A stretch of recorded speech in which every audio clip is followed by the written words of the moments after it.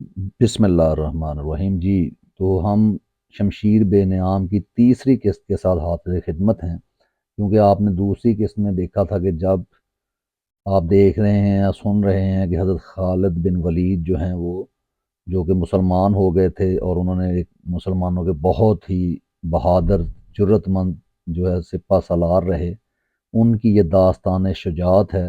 تو اس کو ہم سٹارٹ کرتے ہیں۔ لیکن آپ میں سے کوئی بھی اپنے گھر میں نہ بیٹھا رہے، خالد نے کہا۔ بدر میں ہم صرف اس لیے ذلت میں گر گئے کہ سردار گھروں میں بیٹھے رہے اور ان لوگوں کو لڑنے بھیج دیا جو قریش کی عظمت کو نہیں سمجھتے تھے۔ کیا میرے باپ کو بھی قریش کی عظمت کا خیال نہ تھا؟ خالد کے چچا زاد بھائی اکرمہ جو ابو جہل کا بیٹا تھا برہم ہوتے ہوئے کہا۔ کیا صفوان بن امیہ کے باپ کو بھی قریش کی عظمت کا خیال نہ تھا؟ تم کہاں تھے الولید کے بیٹے؟ ہم یہاں ایک دوسرے سے لڑنے کے لیے اکٹھے نہیں ہوئے، ابو سفیان نے کہا۔ خالد، تمہیں ایسی بات نہیں کہنی چاہیے تھی جس سے کوئی اپنی بے عزتی محسوس کرے۔ ہم میں سے کوئی بھی عزت والا نہیں رہا، خالد نے کہا۔ ہم سب اس وقت تک بے عزت رہیں گے جب تک ہم محمد صلی اللہ علیہ وآلہ وسلم اور اس کے چیلوں کو ہمیشہ کے لیے ختم نہیں کر دیتے۔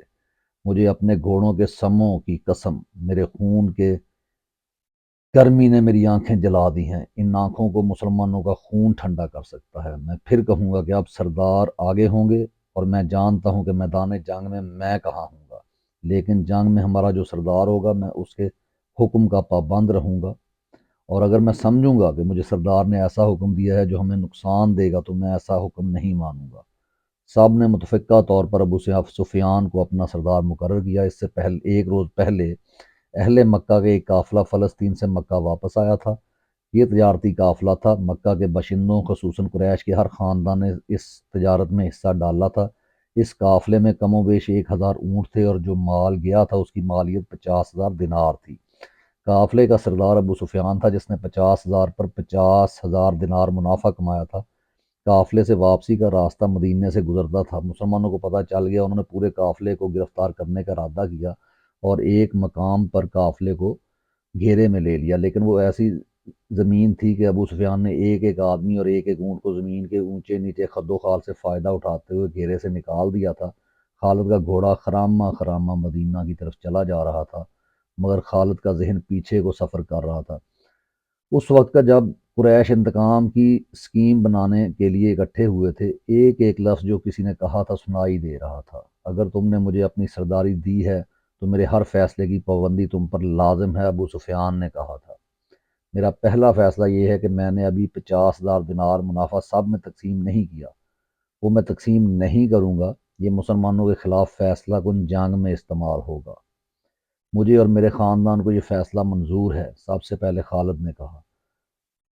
پھر منظور ہے، ایسا ہی کرو، منظور ہے کی آوازیں اٹھیں۔ میرا دوسرا حکم یہ ہے، ابو سفیان نے کہا، کہ جنگ بدر میں ہمارے جو آدمی مارے گئے ہیں ان کے لواحقین آہوزاری کر رہے ہیں۔ میں نے مردوں کو دھاڑیں مارتے، عورتوں کو بین کرتے سنا ہے۔ اللہ کی قسم، جب آنسو بہہ جاتے ہیں تو انتقام کی آگ سرد ہو جاتی ہے۔ آج سے بدر کے مقتولین پر کوئی نہیں روئے گا۔ اور میرا تیسرا حکم یہ ہے کہ مسلمانوں نے بدر کی لڑائی میں ہمارے جن آدمیوں کو قید کیا ہے ان کی رہائی کے لیے کوئی کوشش نہیں کی جائے گی۔ تم جانتے ہو کہ مسلمانوں نے قیدیوں کی رہائی کے لیے ان کے درجے مقرر کر دیے ہیں، اور ان کا فدیہ 1000 سے 40 درہم مقرر کیا ہے۔ ہم مسلمانوں کو 1 درہم بھی نہیں دیں گے، یہ رقم ہمارے ہی خلاف استعمال ہوگی۔ خالد کو گھوڑے کی پیٹھ پر بیٹھے اور مدینہ کی طرف جاتے ہوئے جب وہ لمحے یاد آ رہے تھے تو اس کی مٹھیاں بند ہو گئیں، غصے کی لہر اس کے سارے وجود میں بھر گئی۔ وہ وقت بہت پیچھے رہ گیا تھا، لیکن اب بھی اس کے اندر غصہ بیدار ہو گیا تھا۔ اسے غصہ اس بات پہ آیا کہ اجلاس میں طے تھا کہ مسلمانوں کا مکہ کا کوئی آدمی اپنے قیدی کو چھڑانے مدینہ نہیں جائے گا، لیکن ایک آدمی چوری چھپے مدینہ چلا جاتا اور اپنے عزیز رشتہ دار کو رہا کرا لیتا۔ ابو سفیان نے اپنا حکم واپس لے لیا۔ خالد کا اپنا ایک بھائی جس کا نام ولید تھا مسلمانوں کے پاس جنگی قیدی تھا۔ اگر اس وقت تک قریش اپنے بہت سے قیدی رہا نہ کرا لائے ہوتے تو خالد اپنے بھائی کی رہائی کے لیے کبھی نہ جاتا۔ اسے اپنے بھائیوں نے مجبور کیا تھا کہ ولید کی رہائی کے لیے جائے۔ خالد کو یاد آ رہا تھا کہ وہ اپنے وقار کو ٹھیس پہنچانے پر آمادہ نہیں ہو رہا تھا، لیکن اسے خیال آیا تھا، خیال یہ تھا کہ رسول کریم صلی اللہ علیہ وآلہ وسلم بھی اسی کے قبیلے کے ہیں، اور آپ صلی اللہ علیہ وآلہ وسلم کے پیروکار یعنی جو مسلمان ہو گئے تھے وہ بھی قریش اور اہل مکہ میں سے تھے، وہ آسمان سے تو نہیں اترے تھے، وہ اتنے جرری اور دلیر تو نہیں تھے کہ 313 کی تعداد میں 1000 کو شکست دے سکتے۔ اب ان میں کیسی قوت آ گئی ہے کہ وہ ہمیں نیچا دکھا کر ہمارے آدمیوں کی قیمتیں مقرر کر رہے ہیں؟ انہیں ایک نظر دیکھوں گا، خالد نے سوچا تھا، محمد صلی اللہ علیہ وسلم کو غور سے دیکھوں گا، اور وہ اپنے بھائی حشام کو ساتھ لے کر مدینہ چلا گیا تھا۔ اس نے اپنے ساتھ اس نے اپنے ساتھ 4000 درہم باندھ دیے تھے۔ اسے معلوم تھا کہ بنو مخزوم کے سردار الولید کے بیٹے کا فدیہ 4000 درہم سے کم نہیں ہوگا۔ ایسا ہی ہوا۔ اس نے مسلمانوں کے ہاں جا کر اپنے بھائی کا نام لیا تو ایک مسلمان نے، جو قیدیوں کی رہائی اور فدیہ کی وصولی پر مامور تھا، کہا کہ 4000 درہم ادا کرو، ہم فدیہ میں کچھ رعایت چاہتے ہیں۔ خالد کے بھائی شام نے کہا، تم لوگ آخر ہم میں سے ہو، کچھ پرانے رشتوں کا خیال کرو، اب ہم تم میں سے نہیں ہیں۔ مسلمانوں نے کہا، ہم اللہ کے رسول صلی اللہ علیہ وآلہ وسلم کے حکم کے پابند ہیں، کیا ہم تمہارے رسول سے بات کر سکتے ہیں؟ حشام نے پوچھا۔ حشام، خالد نے گرج کر کہا، میں اپنے بھائی کو اپنے وقار پر قربان کر چکا تھا، مگر تم مجھے ساتھ لے آئے، جتنا مانگتے ہیں اتنا ہی دے دو، میں محمد کے سامنے جا کر رحم کی بھیک نہیں مانگوں گا۔ اس نے درہموں سے بھری تھیلی مسلمانوں کے سامنے پھینکتے ہوئے کہا، گن لو اور ہمارے بھائی کو ہمارے حوالے کر دو۔ رقم گنی جا چکی تو ولید کو خالد اور حشام کے حوالے کر دیا گیا۔ تینوں بھائی اسی وقت مکہ کو روانہ ہو گئے۔ راستے میں دونوں بھائیوں نے ولید سے پوچھا کہ ان کی شکست کا باعث کیا تھا۔ انہیں توقع تھی کہ ولید، جو ایک جنگجو خاندان کا جوان تھا، انہیں جنگی فہم و فراست اور حرب و ضرب کے طور طریقوں کے مطابق مسلمانوں کی جنگی چالوں کی خوبیاں اور خامیاں بتائے گا، مگر ولید کا انداز ایسا اور اس کے ہونٹوں پر مسکراہٹ ایسی تھی جیسے اس پر کوئی پراسرار اثر ہو۔ ولید، کچھ تو بتاؤ، خالد نے اس سے پوچھا، ہمیں اپنی شکست کا انتقام لینا ہے۔ قریش کے تمام سردار اگلی جنگ میں شامل ہو رہے ہیں، ہم ارد گرد کے قبائل کو بھی ساتھ ملا رہے ہیں، اور وہ مکہ میں جمع ہونا شروع ہو گئے ہیں۔ سارے عرب کو اکٹھا کر لو خالد، ولید نے کہا، تم مسلمانوں کو شکست نہیں دے سکو گے۔ میں نہیں بتا سکتا محمد صلی اللہ علیہ وآلہ وسلم کے ہاتھ میں کوئی جادو ہے، یا ان کا نیا عقیدہ سچا، یا کیا بات ہے کہ میں نے ان کا قیدی ہوتے ہوئے بھی انہیں ناپسند نہیں کیا۔ پھر تم اپنے قبیلے کے غدار ہو، حشام نے کہا۔ غدار ہو یا تم پر ان کا جادو اثر کر گیا ہو؟ وہ یہودی پیشوا ٹھیک کہتا تھا کہ محمد صلی اللہ علیہ وسلم کے پاس کوئی نیا عقیدہ اور نیا مذہب نہیں، اس کے ہاتھ میں کوئی جادو آ گیا ہے۔ جادو ہی تھا، ورنہ بدر میں قریش شکست کھانے والے نہیں تھے، خالد نے کہا۔ ولید جیسے ان کی باتیں سن ہی نہیں رہا تھا، اس کے ہونٹوں پر تبسم تھا، وہ مڑ مڑ کر مدینہ کی طرف دیکھتا تھا۔ مدینہ سے کچھ دور ذل حلیفہ نام کی ایک جگہ ہوا کرتی تھی۔ تینوں بھائی وہاں پہنچے تو رات گہری ہو چکی تھی۔ رات گزارنے کے لیے وہ وہیں رہ گئے۔ صبح آنکھ کھلی تو ولید غائب تھا، اس کا گھوڑا بھی وہاں نہیں تھا۔ خالد اور حشام سوچ سوچ کر اس نتیجے پر پہنچے کہ ولید واپس مدینہ چلا گیا ہے۔ انہوں نے دیکھا کہ اس پر کوئی اثر تھا، یہ اثر مسلمانوں کا ہی ہو سکتا تھا۔ دونوں بھائی مکہ آ گئے۔ چند دنوں بعد انہیں مکہ میں ولید کا زبانی پیغام ملا کہ اس نے محمد صلی اللہ علیہ وآلہ وسلم کو خدا کا سچا رسول تسلیم کر لیا ہے، اور وہ آپ صلی اللہ علیہ وآلہ وسلم کی شخصیت اور باتوں سے اتنا متاثر ہوا ہے کہ اس نے اسلام قبول کر لیا ہے۔ مورخین لکھتے ہیں کہ ولید بن الولید رسول اکرم کے منظور نظر رہے، اور انہوں نے مذہب میں بھی اور کفار کے ساتھ مارکہ آرائی میں بھی نام پیدا کیا۔ خالد کو اس وقت بہت غصہ آیا تھا۔ ایک تو اس کا بھائی تھا، دوسرے 4000 درہم گئے، کیونکہ قریش اور مسلمانوں کے درمیان خونی دشمنی پیدا ہو چکی تھی، اس لیے مسلمانوں نے یہ رقم واپس نہ کی۔ رقم واپس نہ کرنے کی دوسری وجہ یہ تھی کہ ولید نے رسول کریم صلی اللہ علیہ وآلہ وسلم کو بتا دیا تھا کہ قریش مسلمانوں کے خلاف فیصلہ کن جنگ کی تیاری کر رہے ہیں، اور اس کے لیے بے انداز درہم و دینار اکٹھے کیے جا چکے ہیں۔ خالد مدینہ کی طرف چلا جا رہا تھا، اسے افق سے ایک کوہان سی ابری ہوئی نظر آنے لگی۔ خالد جانتا تھا یہ کیا ہے، یہ احد کی پہاڑی تھی جو مدینہ سے 4 میل شمال میں ہے۔ اس وقت خالد ریت کی بڑی لمبی اور کچھ اونچی ٹیکری پر چلا جا رہا تھا۔ احد احد، خالد کے ہونٹوں سے سرگوشی نکلی اور اسے اپنی للکار سنائی دینے لگی، میں ابو سلیمان ہوں، میں ابو سلیمان ہوں۔ اس کے ساتھ ہی اس سے ایک خون ریز جنگ کا شور و غل اور سینکڑوں گھوڑوں کے ٹاپ اور تلواریں ٹکرانے کی آوازیں سنائی دینے لگیں۔ خالد یہ جنگ لڑنے کے لیے بےتاب تھا، اور اس نے یہ جنگ لڑی۔ خالد کا ذہن پیچھے ہی ہٹتا گیا۔ 4 ہی سال پہلے کا واقعہ تھا۔ مارچ سن 625 شوال 3 ہجری کے مہینے میں قریش نے مدینہ پر حملہ کرنے کے لیے جو لشکر تیار کیا تھا وہ مکہ میں اکٹھا ہو چکا تھا۔ اس کی کل تعداد 3,000 تھی، اس میں 700 افراد نے زرہ پہن رکھی تھی، گھڑ سوار 200 کے لگ بھگ تھے، اور رسد اور سامان جنگ 3,000 اونٹوں پر لدا ہوا تھا۔ یہ لشکر کوچ کے لیے تیار تھا۔ خالد کو ایک روز پہلے کی بات کی طرح یاد تھا کہ اس لشکر کو دیکھ کر وہ کس قدر خوش ہوا تھا۔ انتقام کی آگ بجھانے کا وقت آ گیا تھا۔ اس لشکر کا سالار اعلیٰ ابو سفیان تھا، اور خالد اس لشکر کے ایک حصے کا کمانڈر تھا۔ اس کی بہن بھی اس لشکر کے ساتھ جا رہی تھی۔ اس کے علاوہ 14 عورتیں اس لشکر کے ساتھ جانے کے لیے تیار تھیں۔ ان میں ابو سفیان کی بیوی ہندہ بھی تھی، عمرو بن العاص کی اور ابو جہل کے بیٹے اکرمہ کی بیویاں بھی شامل تھیں۔ باقی سب گانے بجانے والیاں تھیں، سب کی آواز میں سوز تھا اور ان کے ساز، دف اور ڈھولک تھے۔ ان عورتوں کا جنگ میں یہ کام تھا کہ جوشیلے اور جذباتی گیت گا کر سپاہیوں کا حوصلہ بلند رکھیں اور ان کی یاد تازہ کرتی رہیں جو جنگ بدر میں مارے گئے تھے۔ خالد کو افریقہ کا ایک حبشی یاد آیا جس کا نام وحشی بن حرب تھا۔ وہ قریش کے ایک سردار جبیر بن مطعم کا غلام تھا۔ وہ دراز قد اور سیاہ روح اور طاقتور تھا۔ اس نے برچھی مارنے کے فن میں شہرت حاصل کی تھی۔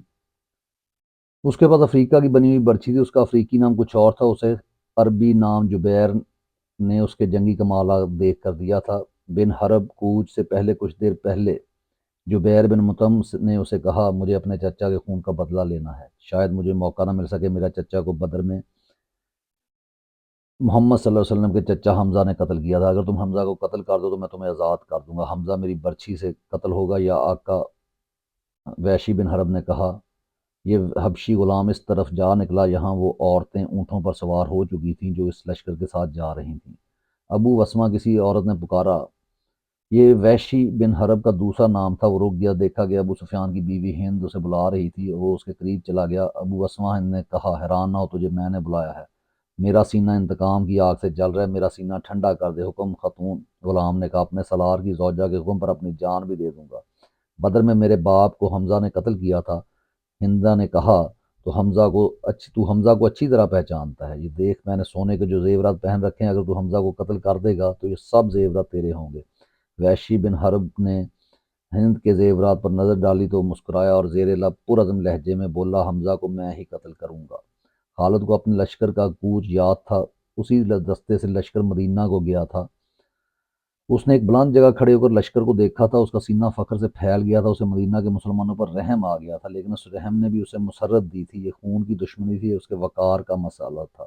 مسلمانوں کو کچل ڈالنا اس کا عزم تھا۔ جنگ احد کے بہت دن بعد اسے پتہ چلا تھا کہ جب مکہ میں قریش اپنا لشکر جمع کر رہے تھے تو اطلاع رسول کریم کو مل گئی تھی، اور جب یہ لشکر مدینہ کے راستے میں تھا تو رسول خدا صلی اللہ علیہ وآلہ وسلم کو اس کی رفتار، پڑاؤ اور مدینہ سے فاصلے کی اطلاعیں مسلسل ملتی رہی تھیں۔ آپ کو لشکر کے مکہ سے کوچ کی اطلاع حضرت عباس رضی اللہ تعالیٰ عنہ نے دی تھی۔ قریش کے اس لشکر نے مدینہ سے کچھ میل دور کوہ احد کے قریب ایک ایسی جگہ کیمپ کیا تھا جو ہری بھری تھی اور وہاں پانی بھی تھا۔ خالد کو معلوم نہ تھا کہ مسلمانوں کے 2 جاسوس اس لشکر کی پوری تعداد دیکھ آئے ہیں اور رسول کریم کو بتا چکے ہیں۔ 21 مارچ سن 625 کے روز رسول کریم نے اپنی فوج کو کوچ کا حکم دیا اور شیخین نامی ایک پہاڑی کے دامن میں جا خیمہ زن ہوئے۔ آپ صلی اللہ علیہ وآلہ وسلم کے ساتھ 1000 پیادہ مجاہدین تھے، جن میں 100 نے سروں پر زرہ پہن رکھی تھی۔ مجاہدین کے پاس صرف 2 گھوڑے تھے، جن میں سے ایک نبی صلی اللہ علیہ وآلہ وسلم کے پاس تھا، اور اس موقع پر منافقین کے نفاق کا پہلا خطرناک مظاہرہ ہوا جو غداری کے مترادف تھا۔ مدینہ کے بعد ایسے لوگوں نے اسلام قبول کر لیا جو دل سے مسلمان نہیں ہوئے تھے۔ انہیں رسول اللہ نے منافقین کہا تھا۔ کسی کے متعلق یہ معلوم کرنا کہ وہ سچا مسلمان ہے یا منافق بہت مشکل تھا۔ جب مجاہدین مدینہ سے شیخین کی پہاڑی کی طرف کوچ کرنے لگے تو ایک بااثر آدمی جس کا نام عبداللہ بن ابی تھا رسول اللہ کے ساتھ اس بحث میں الجھ گیا کہ قریش کا لشکر 3 گنا ہے، اس لیے مدینہ سے باہر جا کر لڑنا نقصان دہ ہوگا۔ آپ صلی اللہ علیہ وسلم نے مجاہدین کے دوسرے سرداروں سے رائے لی تو اکثریت نے یہ کہا کہ شہر سے باہر لڑنا زیادہ بہتر ہوگا۔ آپ صلی اللہ علیہ وآلہ وسلم نے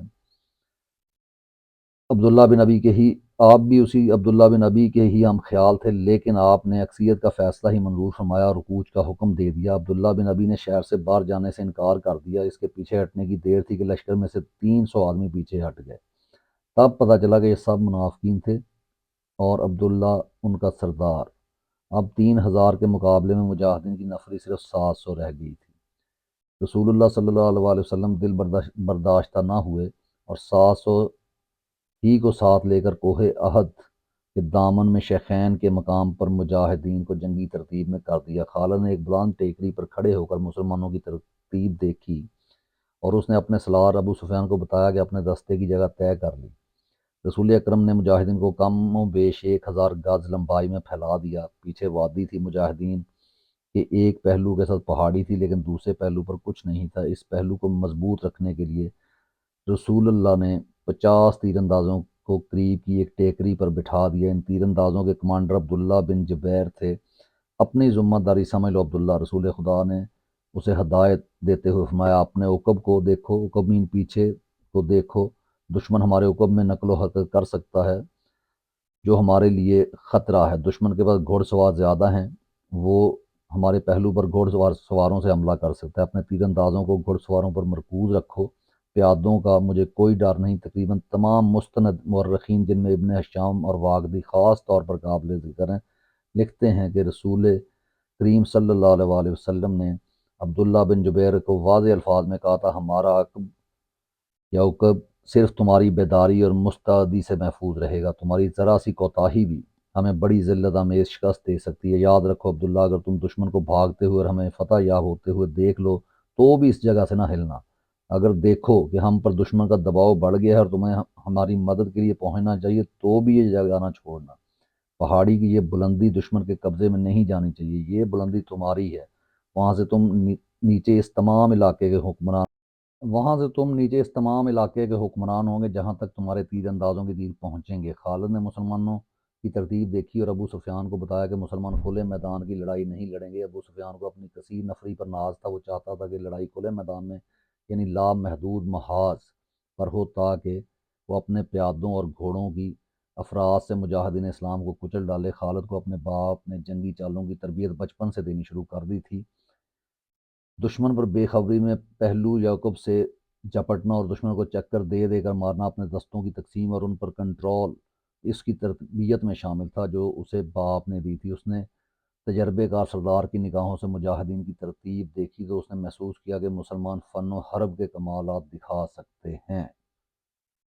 جی، یہاں پر ہم اپنی تیسری قسط کو ختم کرتے ہیں، ناول ابھی جاری ہے، انشاءاللہ ایپیسوڈ 4 کے ساتھ جلد آپ کی خدمت میں حاضر ہوں گے۔